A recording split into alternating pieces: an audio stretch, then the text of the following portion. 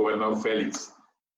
Vamos a ver aquí, amados hermanos, que el apóstol Pablo fue un hombre que fue juzgado en diferentes formas y por diferentes personas. Seguramente Pablo, a esas alturas, después de que pasaron prácticamente casi 2 años de que lo había detenido el gobernador Félix, ahora se encontraba en un cambio de gobernador con Festo, quien iba a retomar el caso del apóstol Pablo para poder decidir respecto al tema de que lo tenían prisionero. Y podemos ver que ahora ya este puesto de gobernador del Imperio Romano ya lo había dejado Félix y lo tomaba Festo. Recordemos que Pablo se había presentado, ¿verdad?, en primera instancia ante el gobernador Félix, en el capítulo 24 lo pudimos ver, y había hablado también, ahora lo vamos a ver, ante el nuevo gobernador Festo. Y también estaba siendo invitado el rey Agripa, que era el gobernador de Jerusalén, de parte de Israel, para que también fuera él juzgado. Y Pablo se encontraba en una situación de incógnita porque el gobernador Félix lo había dejado detenido y llevaba ya prácticamente 2 años. Y podemos observar, amados hermanos, que era un gran interés de parte de toda la cúpula alta de los judíos, ¿verdad?, el que a Pablo se le diera muerte. Insistieron en su momento con el gobernador Félix y ahora con el gobernador Festo, porque los judíos querían prácticamente que lo trasladasen a Jerusalén, porque ahí le iban a dar muerte. Ya habían planeado todo. Seguramente en el cambio de estafeta entre Félix y Festo, ya lo había podido poner al tanto Félix del caso de Pablo a Festo, y cuando Festo estaba en Jerusalén, al ver que los judíos le habían propuesto nuevamente trasladar a Pablo a Jerusalén, él les dijo que no, que tenía que ir primeramente a ver al prisionero a Cesarea, y de ahí, si ellos querían acusarlo, ellos tenían que trasladarse a Cesarea para poder ahí escuchar sus acusaciones. Y esta ocasión no fue el abogado, ¿verdad?, que fue la primera vez con ellos, pero fueron varios judíos y altos sacerdotes del Sanedrín para poder acusar con muchas difamaciones nuevamente al apóstol Pablo, de las cuales ninguna de ellas era verídica y no daban pruebas acerca de que Pablo hubiese hecho todo esto.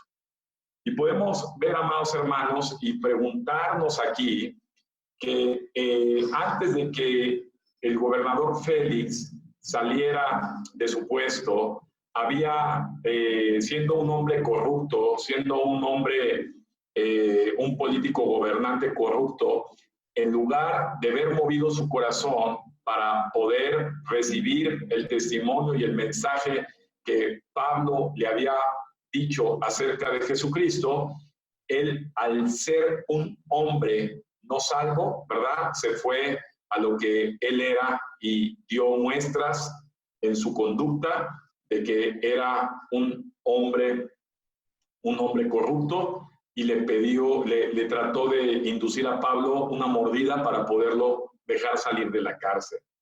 Festo no estaba muy lejos tampoco de lo que fue Félix, también era un hombre corrupto que sustituía a otro hombre corrupto y que estaba siendo puesto también por el Imperio Romano para poder gobernar Judea, que era conquistado por Roma, recordemos.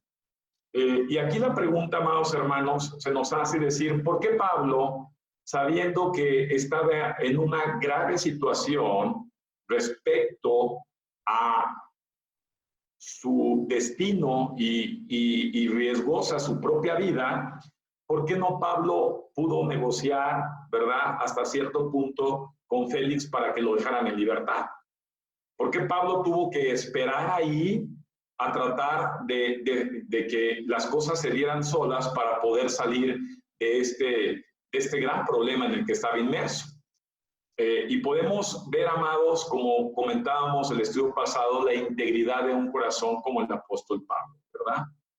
Un corazón que, si recordemos capítulos anteriores, recordaba contundentemente que nuestro Señor Jesucristo le había dicho a Pablo, ¿verdad?, que era necesario que, así como había testificado en Jerusalén, fuera a testificar directamente hasta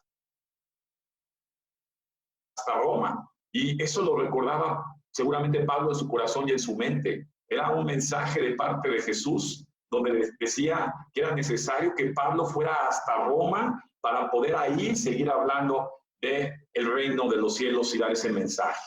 Y déjame decirte que aquí tenemos que hablar de dos situaciones. La primera de ellas, vamos a regresar un poquito a la condición que tienen los hombres que escuchan el mensaje del reino de Dios. Jesús estaba usando a su siervo Pablo para poder dar testimonio a gobernadores, a reyes, ¿verdad?, a la alta cúpula, ¿verdad?, social, para que escucharan acerca del mensaje del reino de Dios. Y estas personas podemos observar en el caso de Félix, y ahora lo vamos a ver con el gobernador Festo, y también lo vamos a ver con el rey Agripa, pudieron escuchar el mensaje de salvación que Pablo traía. Pudieron escuchar el testimonio poderoso de la conversión de Pablo y pudieron escuchar la revelación de Jesucristo, ¿verdad?, y la salvación de Jesucristo a través del arrepentimiento. Sin embargo, podemos observar que las personas, ¿verdad?, que son ajenas al reino de Dios, endurecen su corazón, endurecen su mente, ¿verdad?, su espíritu, para no poder escuchar ese mensaje de salvación. Déjame recordarte algo que es importante. Dios conoce a cada ser humano. Dios, antes de conocer la apariencia, ¿verdad?, la opulencia, la forma en que viven, la forma en que piensan, el puesto que tienen, la forma en que la gente se desarrolla, Dios conoce el corazón de cada ser humano, porque ahí en el corazón de cada ser humano radica lo que más le importa a cada ser humano. La palabra de Dios dice que ahí donde está el tesoro de cada ser humano, ahí está colocado su corazón. Y podemos ver que a pesar de que esas personas pudieron escuchar un mensaje que venía directamente de Dios a través del apóstol Pablo, que podía redimirlos de su mal proceder, de su vida pecadora, de su vida corrupta, de su vida de tanto engaño, pudieron tener la oportunidad de poder aceptar esa condición y poder cambiar. Porque déjame decirte que cuando un siervo de Dios habla, dice la palabra de Dios, que la palabra de Dios es como una espada de doble filo, ¿verdad?, que penetra lo más profundo, sea el hombre que sea, hasta lo más interno de nosotros, rompiendo los huesos, ¿verdad?, las coyunturas, y toca las partes más íntimas de nosotros, y dice la palabra de Dios que discierne los pensamientos y las intenciones del corazón, y que jamás la palabra de Dios queda vacía. Es, en pocas palabras, el efecto que ocasiona en las personas cuando escuchan la palabra de Dios siempre causa un gran efecto, independientemente de lo que ellos terminen por decidir. La palabra de Dios es viva y es eficaz.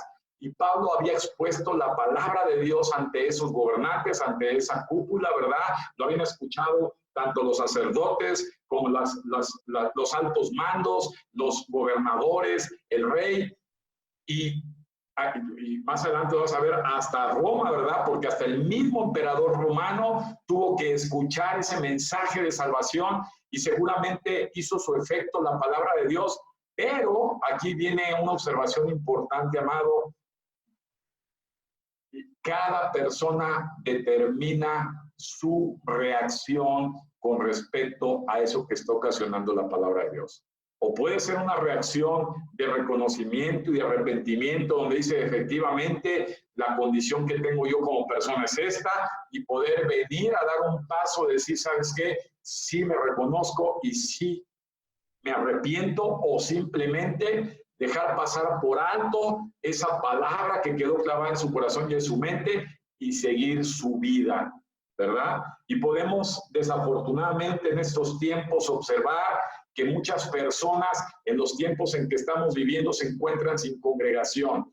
muchas personas en los tiempos que estamos viviendo, después de haber escuchado el mensaje de salvación de parte de nuestro Señor Jesucristo y después de haber permanecido por algún tiempo quizá en alguna iglesia, hoy se han separado definitivamente de la iglesia de Jesús, se han separado de las Escrituras, se han separado de la edificación en Cristo nuestro Señor y están prácticamente desligados de ese camino de arrepentimiento al cual nuestro Señor Jesucristo nos llama a cada ser humano.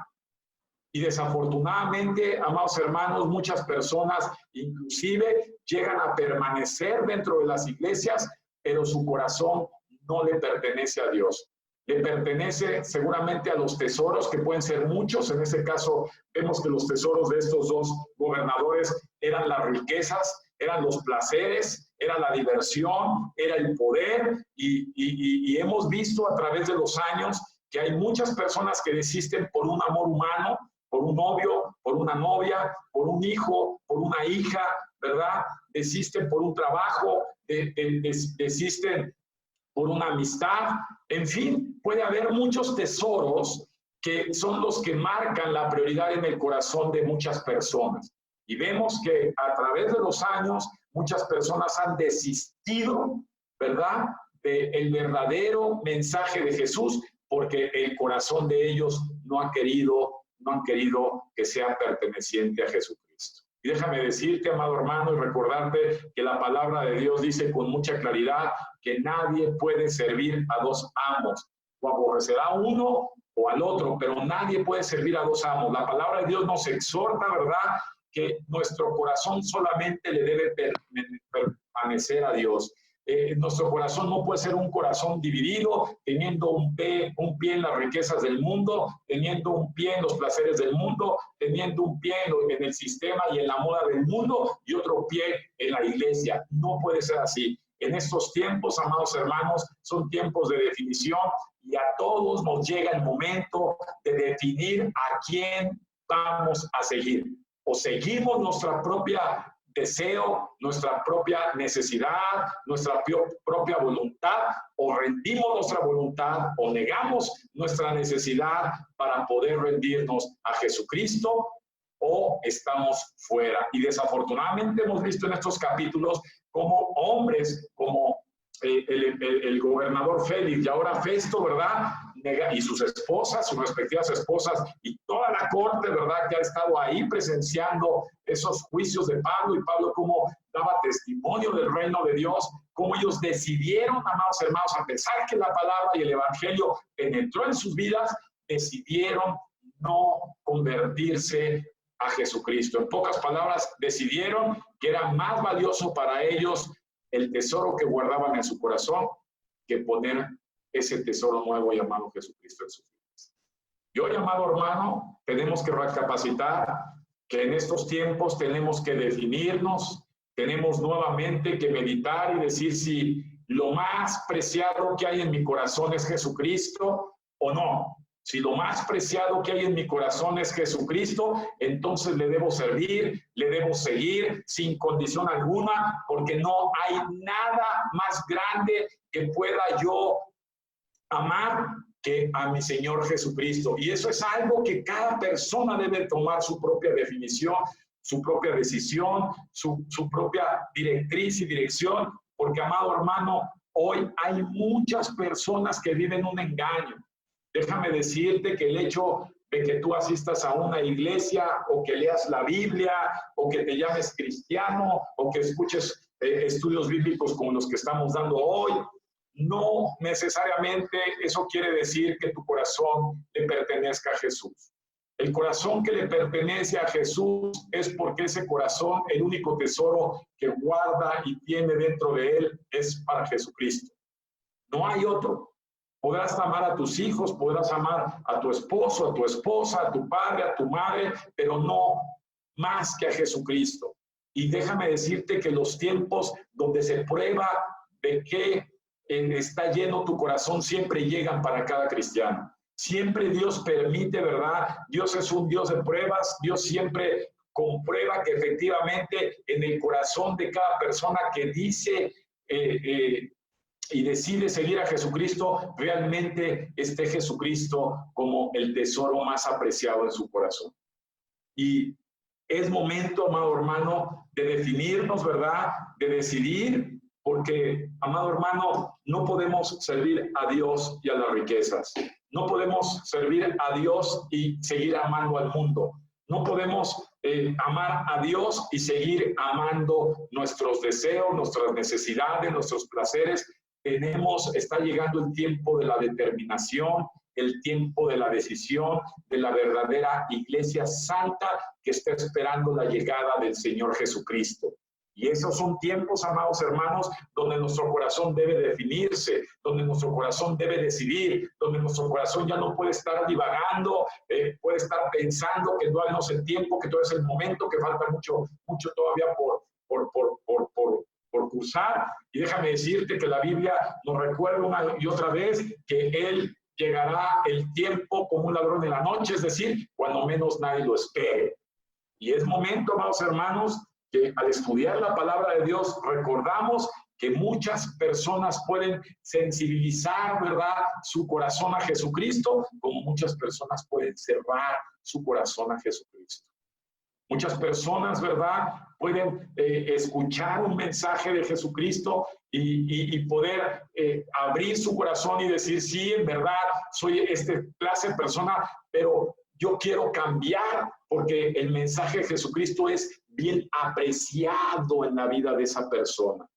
Déjame decirte que el mensaje de Jesucristo, cuando es bien apreciado en la vida de una persona, te lleva a la segunda etapa, que es el arrepentimiento.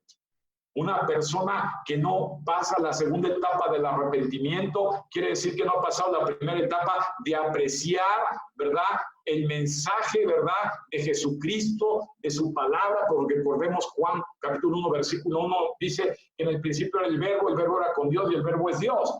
En pocas palabras, la palabra es Dios. Cuando una persona aprecia, ¿verdad?, atesora, arropa, toma la palabra de Dios en su vida, en ese momento, amado hermano, viene una segunda etapa, que es una etapa de arrepentimiento. En pocas palabras, de cambio. Y esto, amado hermano, es algo que lo que tenemos que meditar. El mensaje de Jesucristo, ¿verdad?, lo hemos escuchado muchos de nosotros durante mucho tiempo, en diferentes formas, en diferentes momentos. Yo te puedo preguntar, ¿cuánto tiempo llevas escuchando el mensaje de Jesucristo? ¿Cuánto tiempo llevas escuchando el testimonio de tantos hermanos que han transformado su vida por Jesucristo? Y ahora te pregunto si ese mensaje de Jesucristo lo has arropado en tu corazón como el tesoro más preciado que hayas podido tener en tu vida. Porque eso va a determinar el lugar donde tú vas a estar en la eternidad. No se trata de tener una ligereza religiosa, ¿verdad? No se trata de decir que estás ahora tratando un proceso. Amado hermano, el proceso solamente comienza cuando empieza el inicio. Y el inicio es el nacimiento de Jesucristo en tu corazón a través de su palabra. Nadie puede pasar un proceso si antes no arropa el mensaje de Jesucristo como lo más preciado en su corazón. Hay personas que viven engaños y que dicen, es que yo no he cambiado, es que yo no termino de hacer esto porque estoy en mi proceso. Pero no se han dado cuenta que no han empezado ese proceso. Porque el empezar ese proceso es cuando hay un tesoro que nace en ti. Y ese tesoro, amado hermano, te lleva a amar y conocer cada vez más de Dios. Te lleva a poder escudriñar la Escritura y poder conocer más acerca de ese tesoro tan preciado que hay dentro de uno. Y eso es algo que nos debe llamar la atención. Pablo, a partir de este capítulo, el capítulo anterior y anterior, hemos visto cómo ha estado, ¿verdad?, exponiendo ante sus juicios el reino de Dios. Y esto no dejó de hacerlo hasta que llegó directamente al Imperio Romano, a la cúpula de Roma. Pablo seguía llevando el mensaje. ¿Y sabes qué, amado? Muchas personas recibieron a Jesucristo escuchando hablar a Pablo de juicio en juicio. Inclusive, muchos de la casa del emperador romano se convirtieron a Jesucristo porque muchos sí apreciaron ese mensaje. Otros no, pero muchos sí. Y esta noche yo espero en el Señor que tú seas una de esas personas que haya arropado el mensaje de Jesucristo como el tesoro más preciado que pueda haber en tu vida, amado hermano. Y también, amado hermano, tenemos que hablar del apóstol Pablo. El apóstol Pablo pudo haber tenido una salida y decir, híjole, de esta me puedo zafar. ¿Qué harías tú en la posición de Pablo cuando sabes que eres un reo de muerte? Cuando sabes que en Jerusalén te quieren matar, pero estás preso, ¿verdad? Y que los gobernadores que te han estado juzgando son unos corruptos y lo que quieren es obtener de ti algo para llevarte a la muerte. Y la única opción que tienes es quizá negociar con el gobernador Félix, dándoles un dinero para que te suelten y dejarte libre. Y sabes que muchas veces nos encontramos en situaciones muy difíciles, amado. Vivimos en diferentes etapas en nuestra vida situaciones muy difíciles, donde quizá la solución más rápida es la puerta más fácil. La solución más rápida, como se le presentó a Pablo, era la opción de dar una mordida para salir del problema. Sin embargo, amado hermano, Pablo, y apunta esto, Pablo fue un hombre de convicciones. Pablo fue un hombre de convicciones. En pocas palabras, Pablo fue un hombre definido. Una persona que no ha sido definida es una persona que fácilmente puede ser movida por diferentes circunstancias en su vida. Repito, una persona que no ha sido definida en su vida es una persona que va a ser movida por diferentes circunstancias en su vida. En pocas palabras, es una persona que cada rato va a cambiar de parecer, va a estar cayendo, va a estar equivocándose, va a estar desviándose, va a estar tomando decisiones equivocadas, porque es una persona que anda tambaleándose, porque no se ha definido. Y lo que hoy quiere Dios para sus hijos es definición. Pablo fue un hombre de convicción. Apúntale. La convicción es el fruto de un verdadero arrepentimiento. Una persona que tiene convicción es una persona que se ha arrepentido verdaderamente. Una persona que no ha formado una convicción en su vida de la verdad es una persona que no ha terminado de entender el mensaje de Cristo y llegar a un arrepentimiento genuino. Creo que estamos viviendo tiempos bastante delicados como para poder dejar pasar por alto, amados hermanos, este análisis que te invito a hacer. Tú has sido una persona ya de convicción.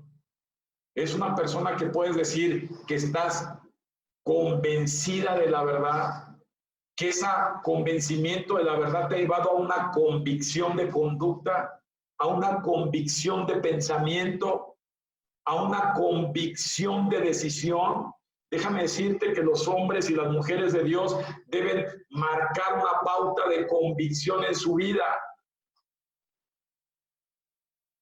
Una primer convicción, amado hermano, que marca un hombre que ha recibido y arropado como el tesoro más preciado a Jesucristo en su vida, es una persona que en primera instancia, amado hermano, ha sido convencida de que por ella misma no iba a lograr nada. Es una persona convencida de que él mismo es un pecador, que él mismo no merece nada.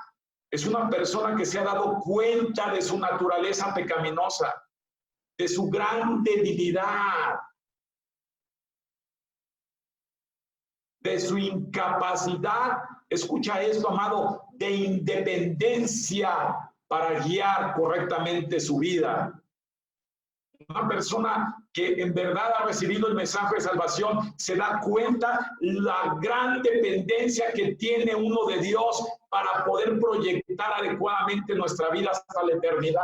Se ha dado cuenta que esta vida no lo es todo. Se ha dado cuenta de la trascendencia que tiene el ser humano a través del tiempo y que la muerte simplemente es un paso más para la verdadera vida. Esa es una convicción primaria que se debe formar cuando arropas el mensaje de Jesucristo.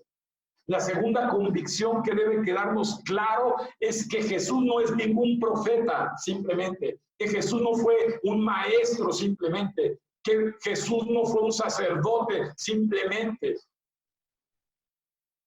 Nos damos cuenta que Jesús es Dios y que sin Jesús nosotros no podemos tener acceso a Dios. Sin Jesucristo estamos perdidos. Que la única forma de poder restaurar nuestra relación con Dios es a través de Jesucristo. Es otra convicción que debe tener firmeza en nuestra vida. No hay absolutamente nada que nos pueda acercar a Dios y restaurar esa relación con Dios por la condición que teníamos de vida, sino es a través de Jesucristo. Jesucristo es el mediador entre Dios y los hombres, nadie más.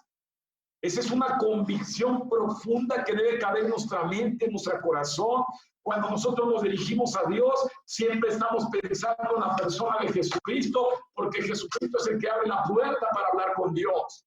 Siempre que pedimos a Dios, siempre es Jesucristo el que intercede delante de Dios por nosotros para que Dios nos escuche. Esa es una convicción que debemos tener de Jesucristo. A los judíos les repateaba la convicción de Pablo de hablar de Jesús como el único mediador entre ellos y Dios.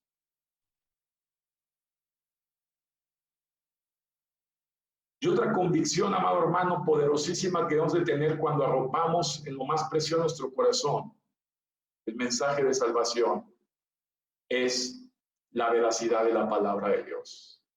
La palabra de Dios no es un libro solamente histórico. La palabra de Dios no es solamente un libro escrito por seres humanos. La palabra de Dios es Dios. La palabra de Dios es viva y eficaz. La palabra de Dios es útil para enseñar, para instruir, para redarguir en amor y justicia. La palabra de Dios es alimento. La palabra de Dios es vida. La palabra de Dios es medicina para mi alma. La palabra de Dios me ubica. La palabra de Dios me protege. La palabra de Dios me da esa seguridad. La palabra de Dios, amados hermanos, es lo que Dios dejó para que los que quieran y reciban a Jesucristo como su tesoro más preciado, Él pueda crecer en nosotros. La palabra de Dios es la forma en que nos podemos comunicar con Dios. La palabra de Dios es la forma que tenemos de poder tratar escuetamente, pero tratar de entender y conocer a Dios. A Dios no se le conoce por las tradiciones, por las costumbres o las religiones. A Dios se le conoce por lo que Dios dejó escrito de sí mismo. Y esa convicción de que la palabra es necesaria, es imprescindible en mi vida. La palabra de Dios, si yo no la leo, si yo no la estudio, si yo no la conozco, entonces mi vida carece de sentido y de propósito.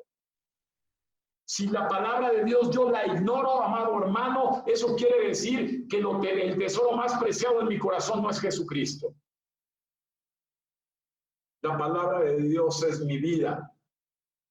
En ella están las promesas de mi eternidad al lado de Dios. La palabra de Dios es el puente que me lleva a esa eternidad que Jesús dejó plasmada.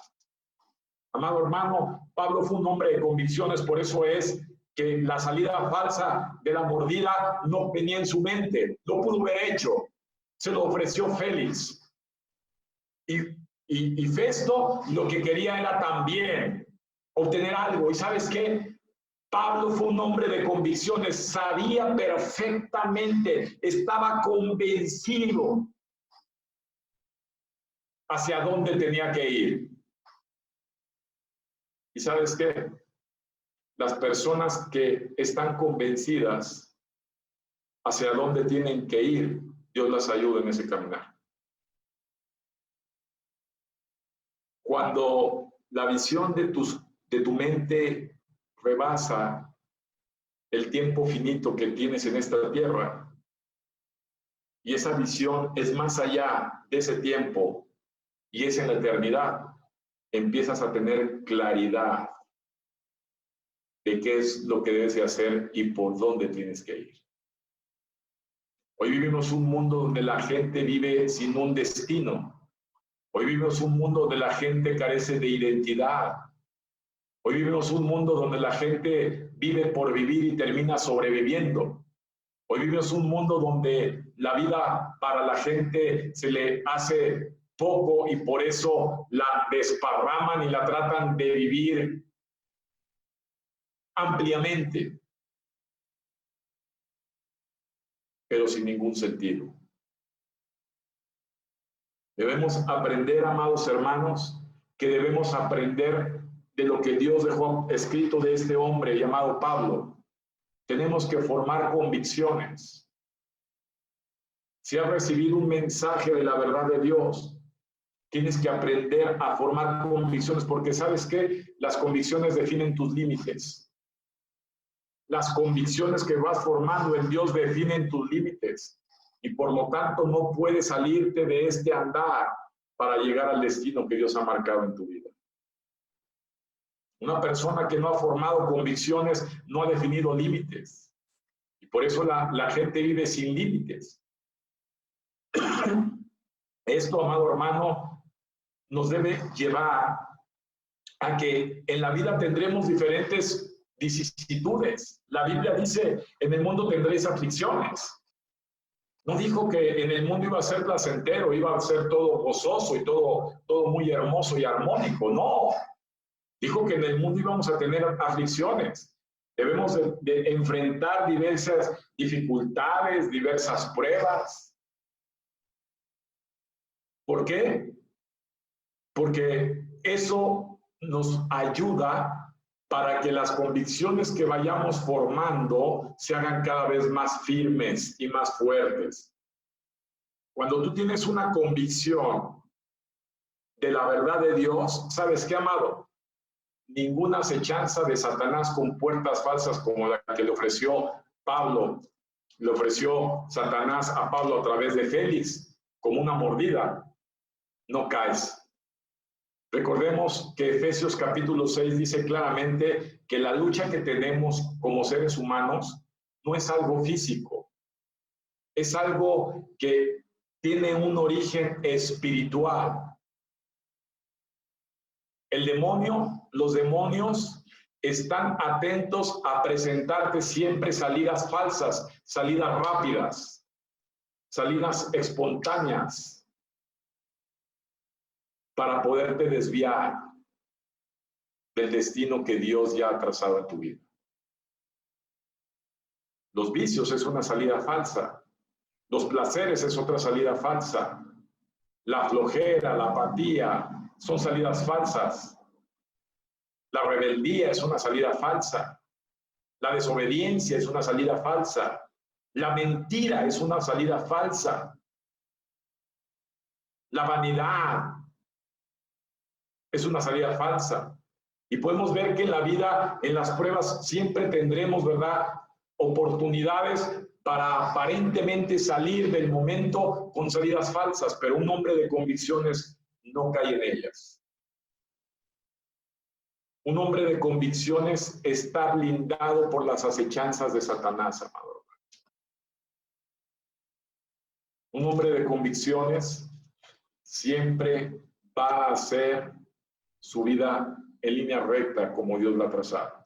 Y en estos tiempos, ¿cuánto necesitamos nosotros formar esas convicciones? Que no se forman, amados hermanos, por la creencia.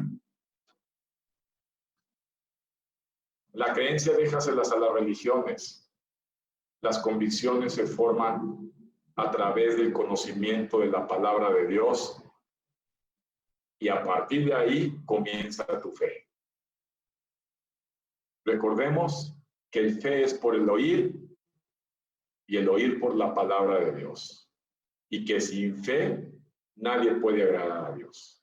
En pocas palabras, una persona de convicciones es una persona que empieza a comenzar a vivir en fe. Yo confío de que a pesar de los tiempos que estamos viviendo, Dios cumplirá su propósito y las promesas que ha hecho en mi vida. Dios no dejará que me pase absolutamente nada hasta que se cumpla el propósito por el cual Dios me llamó a representarlo a Él en medio de muchas personas. ¿Y sabes qué, amado? Son tiempos de formar convicciones. Son tiempos donde no podemos ya estar distraídos, amado hermano, o pensar que porque escuchamos la palabra de Dios, porque asistimos a una iglesia, o quizá leemos la palabra de Dios, con eso tenemos. Déjame decirte que si tú no formas convicciones, amado hermano, te vas a desviar. Tenemos que empezar a formar pilares en nuestra vida, porque los pilares nos van a soportar, amado hermano, en esos tiempos. Y atrévete, porque Dios ha puesto a cada uno de sus hijos a hablar el mensaje de salvación. Recuerda que Dios puso en nuestros labios poder. Nuestra boca es una arma a la cual el diablo le teme muchísimo cuando se habla la verdad de Dios. Y tú eres un hombre que me escuchas, una mujer que Dios quiere darle poder en su boca. Pero para que ese poder tenga efecto, necesitas formar convicciones. Amén.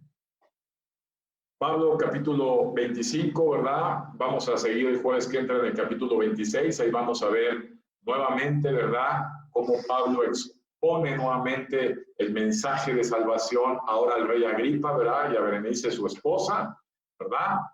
Y ves cómo Pablo, hasta el último momento de sus días, siempre expuso el mensaje de salvación. ¿Sabes por qué? Porque siempre mostró que ese es un hombre de convicciones.